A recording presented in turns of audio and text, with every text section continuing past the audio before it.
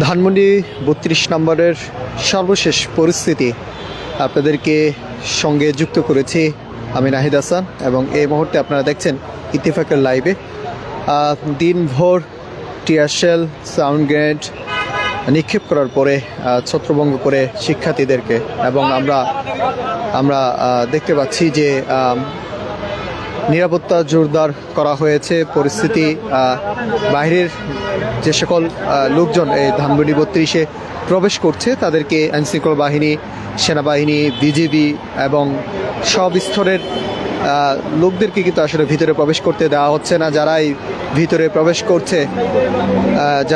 প্রবেশ করছে তাদেরকে কেন তারা ভিতরে প্রবেশ করছেন এই বিষয় নিয়ে কিন্তু আসলে তাদেরকে হয়েছে, এবং সেনাবাহিনীর পক্ষ থেকে কিন্তু আসলে নিরাপত্তা জোরদার করা হয়েছে। এবং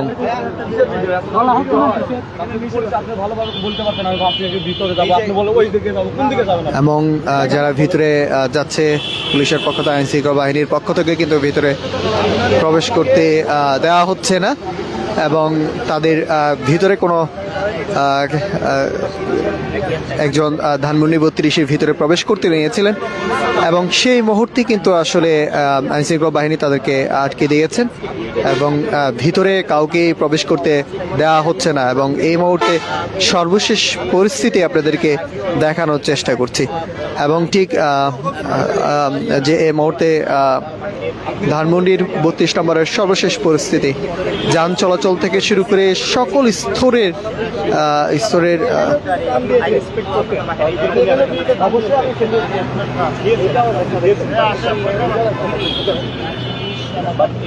এবং পুলিশ, সেনাবাহিনী, আর্মির পক্ষ থেকে কিন্তু মোতায়েন করা হয়েছে।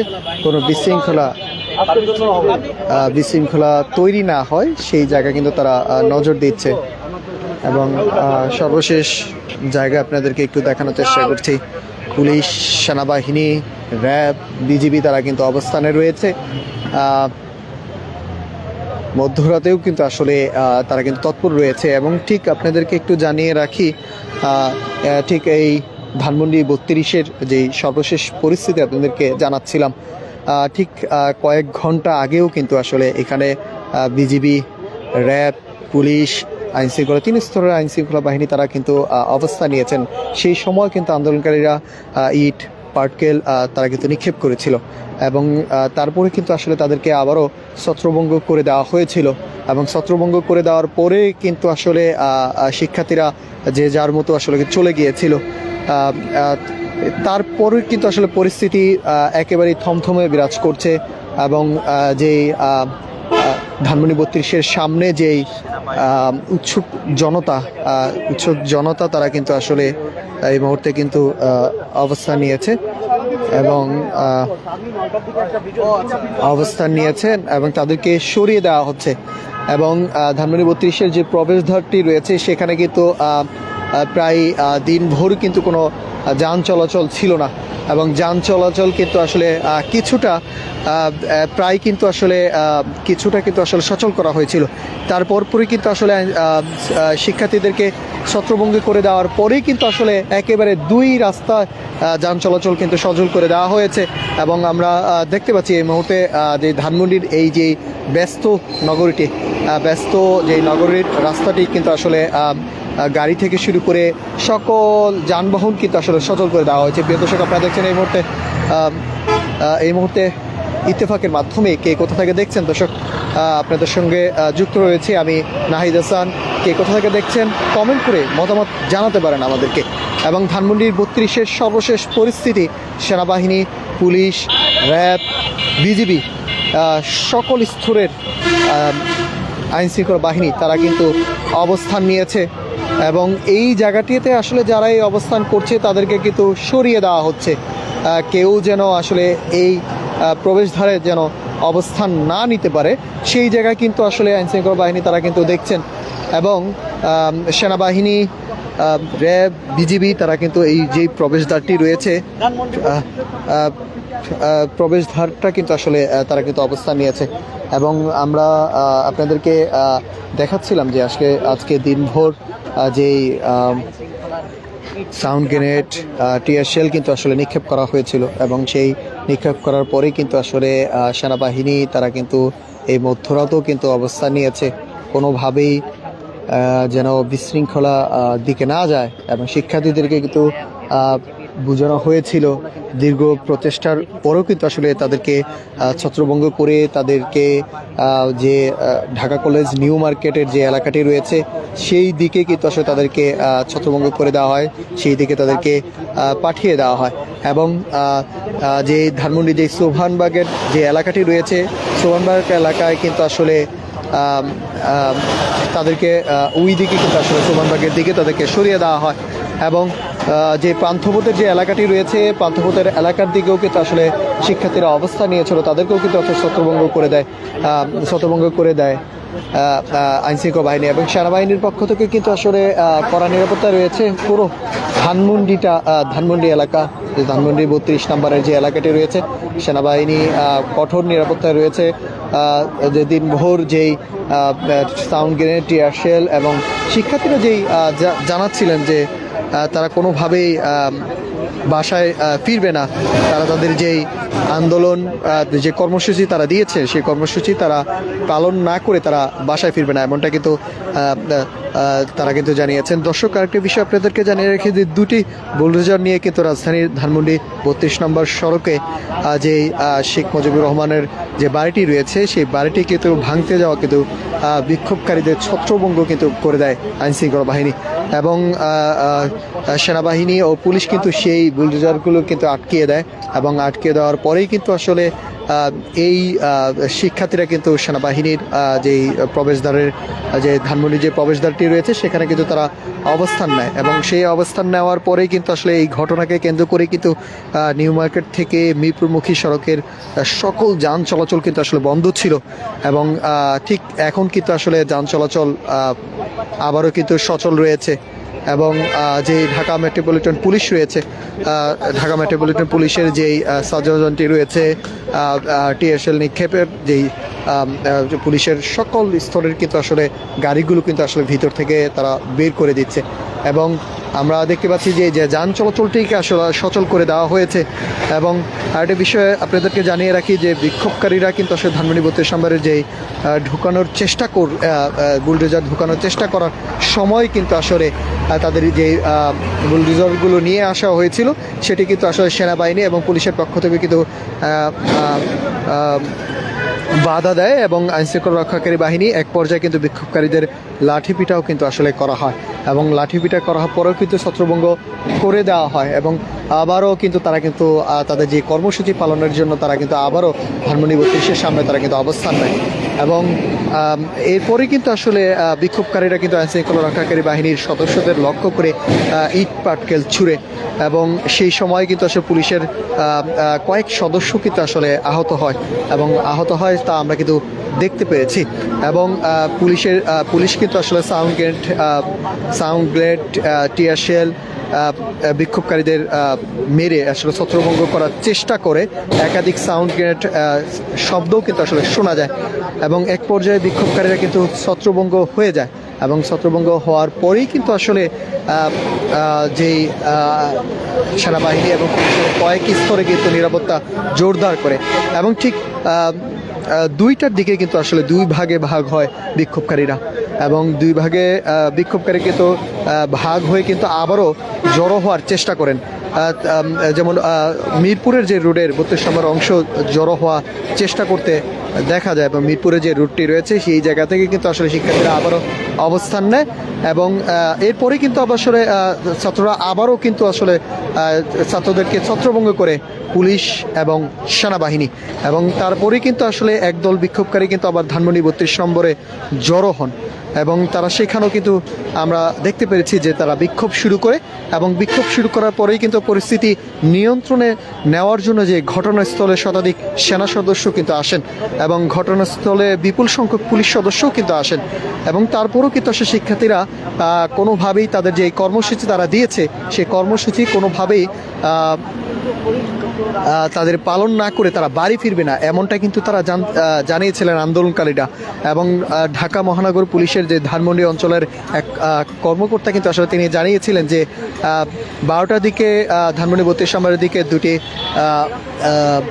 বুলডোজার নিয়ে যাওয়ার সময় কিন্তু তারা শুনতে পেয়েছিলেন, এবং সেই সময়ে তারা শুনতে পেয়ে কিন্তু আসলে তারা দ্রুতই ধানমন্ডি 32-এ কিন্তু আসলে অঞ্চলে যে অতিরিক্ত উপকমিশনার জিসানুল হক তিনি বলেন যে আমাদেরকে বলেন যে তিনি বলেন যে আমরা কোনো মতেই কাউকে আইন হাতে তুলে নিতে দেব না, এমনটা কিন্তু তারা হুঁশিয়ারি দেন। আইনশৃঙ্খলা বাহিনী থেকে কোনো বিশৃঙ্খলা তারা চেষ্টা করলে তাদেরকে বিশৃঙ্খলার চেষ্টার কোনো প্রতিফলন কিন্তু তাদেরকে দেখানোর চেষ্টা করা হবে না।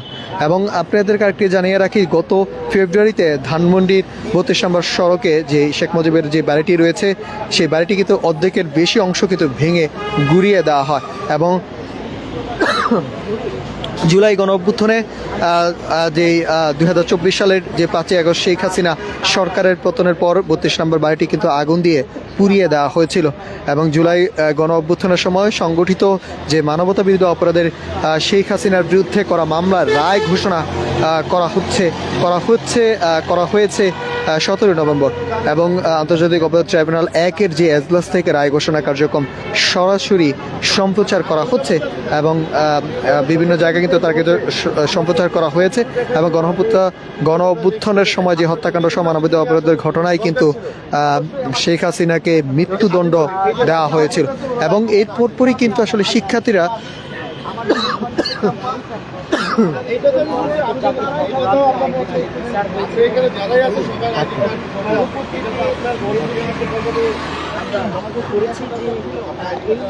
এবং সেই জায়গা থেকে কিন্তু আসলে শিক্ষার্থীরা এই রায় শুনে কিন্তু আসলে শিক্ষার্থীদের মধ্যে কিন্তু একটু উৎফুল্ল আনন্দ দেখা দিয়েছে। এবং সেই আনন্দ মিছিল করে তারা কিন্তু আবারও চেষ্টা চালিয়েছিলেন যে ধানমন্ডির যে 32 নম্বরে যে বাড়িটি রয়েছে শেখ মুজিবুর রহমানের, সেই বাড়িটি কিন্তু একেবারে ঘুরিয়ে দেওয়ার জন্য কিন্তু তারা এসেছিলেন এবং তারা কর্মসূচি কিন্তু দিয়েছিলেন।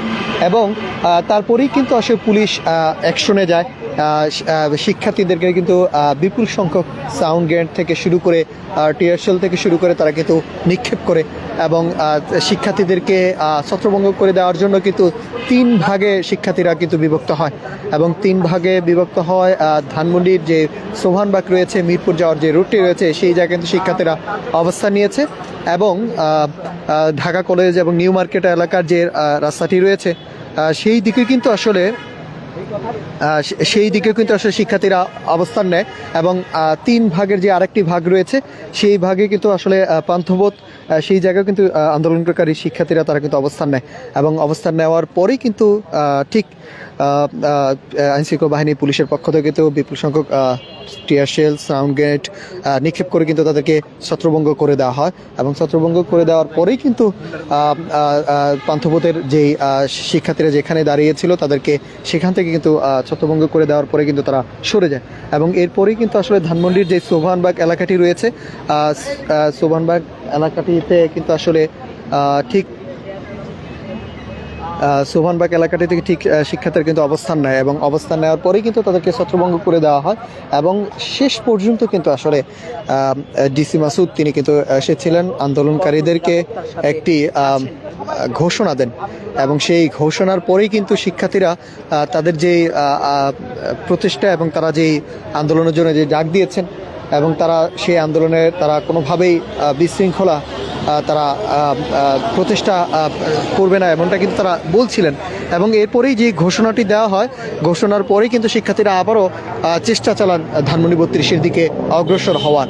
এবং তখনই কিন্তু আসলে আইনশৃঙ্খলা বাহিনীর পুলিশ, সেনাবাহিনী, র্যাব, বিজিবি থেকে শুরু করে সকল স্তরে 3 স্তরের আইনশৃঙ্খলা বাহিনী যারা রয়েছে তারা তাদেরকে ছত্রভঙ্গ করে দেওয়ার জন্য একেবারে ধানমন্ডির যে কলাবাগান রোড রয়েছে, ধানমন্ডির যে ল্যাবেড হসপিটাল সেই পর্যন্ত কিন্তু তাদেরকে ছত্রভঙ্গ করে দেওয়া হয়। এবং তারপরেই কিন্তু শিক্ষার্থীরা আর এই ধানমন্ডি 32-এর দিকে কিন্তু আমরা দেখতে পাইনি। তারপরেও কিন্তু আসলে যখন ধানমন্ডি 32-এর ভিতরে পুলিশ সেনাবাহিনী, র্যাব তারা কিন্তু অবস্থান নেয়, তখন আসলে কয়েকজন আমরা দেখতে পেয়েছি যে পুলিশ র্যাব যখন তারা ভিতরে অবস্থান নেয় তখন তাদের দিকে নিক্ষেপ করেন কিছু ইট পাটকেল কিন্তু নিক্ষেপ করে। সেই সময় কিন্তু একজন পুলিশ সদস্যও কিন্তু আহত হয় এবং তাকে জরুরিভাবেই কিন্তু আসলে হসপিটালে কিন্তু পাঠানো হয় এবং এরপরে কিন্তু আবারও পুলিশ কিন্তু সাউন্ড গ্রেনেড মারে। তারপরেই কিন্তু আসলে শিক্ষার্থীদেরকে আর দেখা যায়নি এবং তারপরে কিন্তু পুলিশের পক্ষ থেকে সেনাবাহিনীর পক্ষ থেকে ধানমন্ডি 32-এ যারাই দাঁড়াচ্ছে তাদেরকে কিন্তু আসলে সরিয়ে দেওয়া হচ্ছে এবং একটু পরপরই কিন্তু সেনাবাহিনীর বিভিন্ন স্তরের যে সেনাবাহিনীর কর্মকর্তা রয়েছে তারা কিন্তু আসছেন, দেখছেন ধানমন্ডি 32-এর কোনো পরিস্থিতি কোনো বিশৃঙ্খলা সৃষ্টি হচ্ছে কিনা কিন্তু তারা সেই কিন্তু দেখছেন এবং এই মুহূর্তে কিন্তু সেনাবাহিনীর একটি গাড়ি তারা কিন্তু অবস্থান নিয়েছে এবং সেই জায়গা থেকে কিন্তু আসলে দেখতে পাচ্ছি এবং যান চলাচল কিন্তু ঠিক সচল রয়েছে, কোনো বিশৃঙ্খলা পরিস্থিতি কিন্তু আর দেখা যাচ্ছে না। দিনভর এই জায়গাটিতে এই রাস্তায় আসলে দিনভর টিয়ার শেল, সাউন্ড গ্রেনেড, ইট পাটকেল দফায় দফায় কিন্তু আসলে একটি সংঘর্ষ তৈরি হয় শিক্ষার্থী এবং আইন শৃঙ্খলা বাহিনীদের মাঝে কিন্তু আসলে একটি দফায় দফায় সংঘর্ষ তৈরি হয় এবং সেই সংঘর্ষের জেরে কিন্তু আসলে শিক্ষার্থীরা সন্ধানাগত তারা অবস্থান কর্মসূচি করে এবং তারা বলছেন যে আসলে তারা যে প্রচেষ্টা চালাচ্ছে যে ধানমন্ডি 32-এ যে শেখ মুজিবুর রহমানের যে বাড়িটি রয়েছে এই বাড়িটিকে আসলে ঘুরিয়ে দেওয়ার জন্য তারা কিন্তু অবস্থান কর্মসূচি পালন করেছিল। প্রিয় দর্শক, আপনারা দেখছেন এই মুহূর্তে ইত্তেফাকের মাধ্যমে কে কোথা থেকে দেখছেন কমেন্ট করে মতামত দিয়ে আমাদের সঙ্গে থাকতে পারেন এবং আমি সঙ্গে রয়েছে আমি নাহিদ হাসান এবং আপনাদেরকে আবারও যুক্ত করব এই ধানমন্ডি 32 নম্বর বাড়িতে, আবারও যুক্ত হব আপনাদের সর্বশেষ পরিস্থিতি।